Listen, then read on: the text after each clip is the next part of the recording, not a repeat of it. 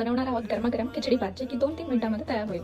तर आपण सर्वात पहिले 1 कप तांदूळ घेतलेला आहे, त्यात 1 वाटी मुगाची डाळ आणि आपण भिजत घातलेला आहे. साधारण 15 ते 20 मिनिटं हे स्वच्छ धुवून पाण्यात भिजत घाला. त्यानंतर मी हे मसाले वापरणार आहे. कांदा, टोमॅटो, कढीपत्ता, मिरची, लसूण मी कापून घेतलेला आहे. त्याचबरोबर आपल्याला लागणार आहे जिरा आणि राई आणि तेल.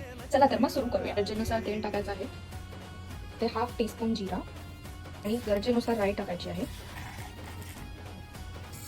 मी मिरची कमी घेतली आहे कारण मी मसाले टाकणार आहे. लसूण आपण फ्लेवरसाठी टाकतोय आणि लसणाचा जर चांगला फ्लेवर यायचा असेल तर ते आधी कापून 10 मिनिटं असे बाहेर ठेवावे, त्यामुळे जास्त चांगला फ्लेवर येतो. आणि मग कांदा, टोमॅटो, कढीपत्ता.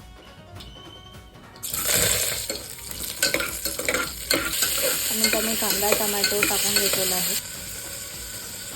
तर हळद, मीठ, मसाले टाकून आपण छान अशी भाजी बनवलेली आहे. आपण भिजत घातलेले तांदूळ आणि मूग याच्यात टाकणार आहोत. चवीनुसार मीठ टाकून आता आपण याला शिट्या देणार आहोत. ही गरमागरम खिचडी तयार.